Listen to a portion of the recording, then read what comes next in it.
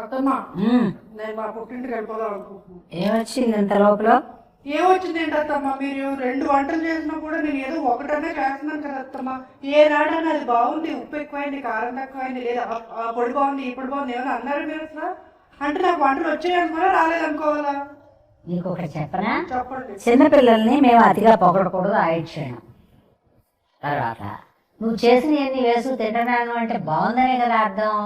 అవునత్తమ్మా. బుర్ర తక్కువదానివే నువ్వు. కాదత్తమ్మా, ఒక్క మాట బాగుంది అంటే నేను కూడా సాటిస్ఫై అవుతాను. 4 రోజులు ఆగవే, ఇంకా 4-5 వంటలు నేర్చుకున్నాక మీ ఆయనకి ఫోన్ చేసి మీ ఆవిడ అన్నీ వచ్చేసి ఇంచక్కా తీసుకుపోరా, అక్కడ క్యాటరింగ్ చేస్తుందని చెప్తా. ఊరుకోండి అత్తమ్మా. మరి ఒకటి సంపాదనతో ఇలాగే వేరే దేశంలో, మన దేశం అది. సరేనండి అత్తమ్మా. అది కాదు కానీ మీరు ఎందుకు ఇంత పుదీనా పోస్తున్నారు? ఈరోజు ఏమిటో నోట్లో నీళ్లు ఊరుతున్నాయి, పద్దాక ఉమ్మేసుకున్నాం అనిపిస్తుంది. ఏదో కొంచెం అలా ఏదో చక్కర్లాగా ఉంది. పుదీనా పచ్చడి వేసుకుని ఆ వేడి ముద్దలో వేసుకుని నెయ్యి వేసుకుని తింటే ఈ వామిటింగ్ సెన్సేషన్ అది లేకుండా ఉంటుందని గిల్లు కొడుతున్నాను. పోనీ నీకెందుకు లేస్తామా శ్రమ, నేను చేసి పెడతానంటే అలా తీసుకు. వద్దులే అత్తమ్మా, మీరు చేయండి. బట్ మీకోసం నేను ఇంకో పొడి చేస్తాను. సరే, పుదీనా పచ్చడి చేసుకుందాం. పుదీనా, ఎండుమిరపకాయలు, వెల్లుల్లి రెబ్బలు, చింతపండు, జీలకర్ర, ఉప్పు, నూనె. ఓ పని చేయి నువ్వు, ఇది మొత్తి ఒక చుక్క నూనె వేయి. ఇది మాత్రం నిన్ను రోట్లో నూరమని అనలే, ఎందుకంటే ఇది కొంచెం స్ట్రాంగ్ ఆకు, మిక్సీలో వేసే తినాలి. వేయి నూనె, వేయి నూనె వేసి ఎండుమిరపకాయలు తీయడానికి ఏదన్నా తీ. చాలమ్మా, ఆ గరిటె తీ. ఎండుమిరపకాయలు మాడిపోతాయి, తొందరగా తీసేసి. ఎండుమిరపకాయలు కొంచెం ఎక్కువ వేసుకున్నావు అనుకో ఏం చేయాల్సి వస్తుందో తెలుసా? చింతపండు ఎక్కువ పట్టుద్ది, ఉప్పు ఎక్కువ పట్టుద్ది. అందుకని ఎండుమిరపకాయలు ఒక తక్కువ వేసుకున్నావు అనుకో ఇవన్నీ తగ్గించుకోవచ్చు. కారం ఎక్కువ తినాలనిపిస్తే ఏముంది, ఇందులో తాలింపు పెట్టుకుని ఇంకో 2 ఎండుమిరపకాయలు పడేసుకుంటే సరే. మరి తినప్పుడు ఎందుకు తాపత్రయం, చెత్త తాపత్రయం కదా అది.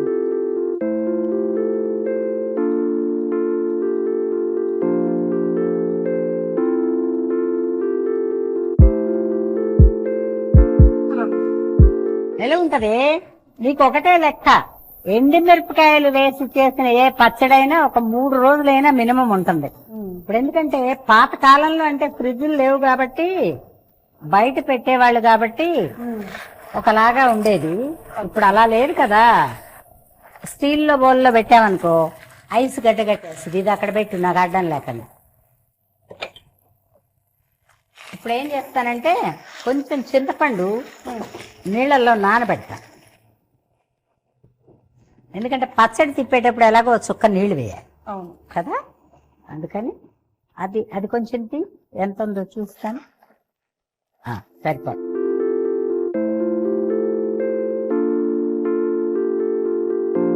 నువ్వు బద్దకస్త్రాలు అని చన్నీళ్ళు పోయిస్తున్నాను, లేకపోతే నేనైతే వేడి నీళ్ళే పోతున్నాను.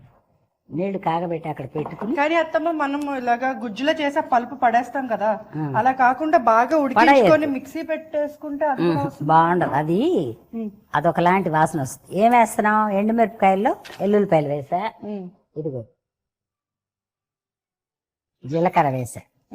ఇది నువ్వు దంచుకుని రావక్కర్లేదు, మిక్సీ వేయి. ఎందుకంటే ఈ ఆకు చాలా స్ట్రాంగ్, హెల్త్కి ఎంత మంచిదో నాకు అంతే మంచి చేసింది దంచకుండా.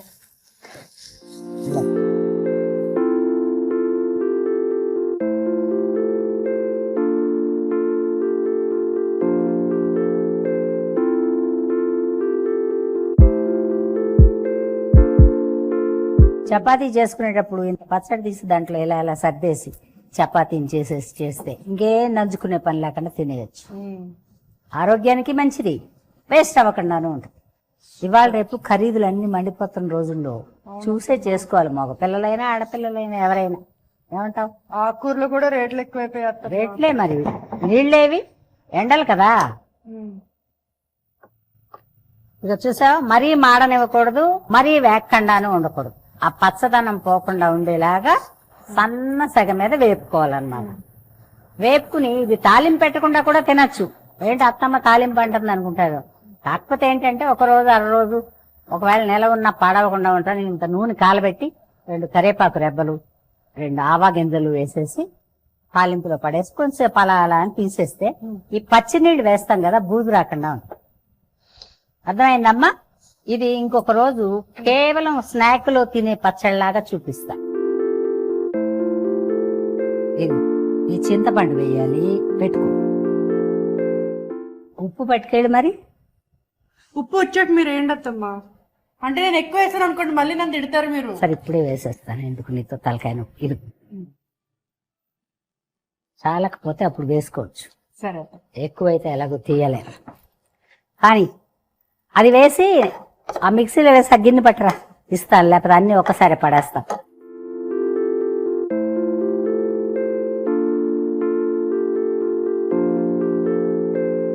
ఓకే, ఈ ఆకు వేస్తాను, చింతపండు వేస్తాను, బాగా మెత్తగా పట్టుకురా. చూసావా? చింతపండు నేను ఆల్రెడీ అక్కడ తీసుకువెళ్ళాను. ఓకే, ఈ ఆకుతో పాటు చింతపండు కలిపి వేయమంటారా?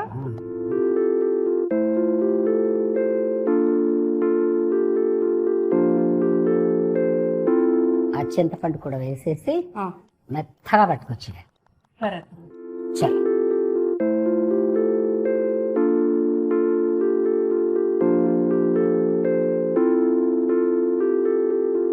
ఇది ఇక్కడ పెట్టే.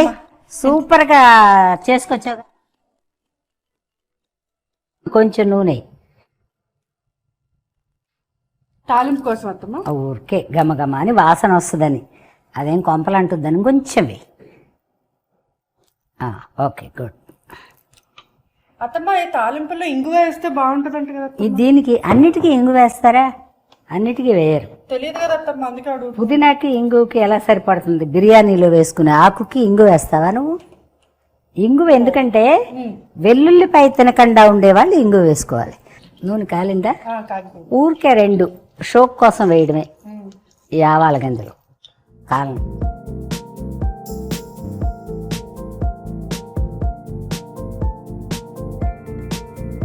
ఇది వేస్తున్నాను, మొహం అవతలకు పెట్టుకో.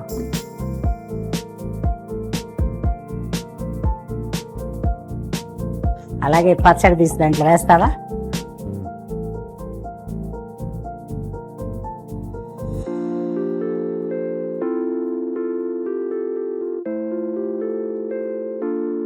తీసేసా.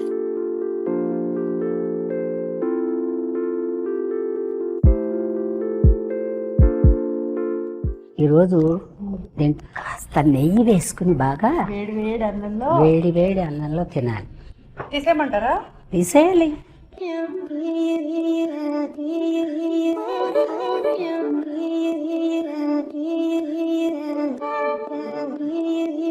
ఇదిగోండి పుదీనా చట్నీ.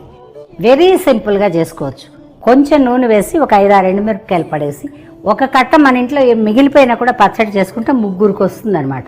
ఇంత చింతపండు, 4 వెల్లుల్లి రెబ్బలు, ఇంత జీలకర్ర, ఉప్పు వేసి గ్రైండ్ పట్టేయండి. గ్రైండ్ పట్టేసి ఈ ఆకుని ఎండుమిరపకాయలు వేపి నూనెలోనే వేపేయండి.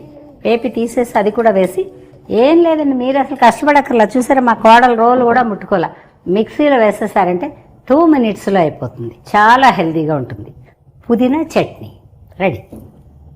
ఉప్పు చూసుకుంటావో అంతా తినద్దు, నాకింత మిగుల్చు.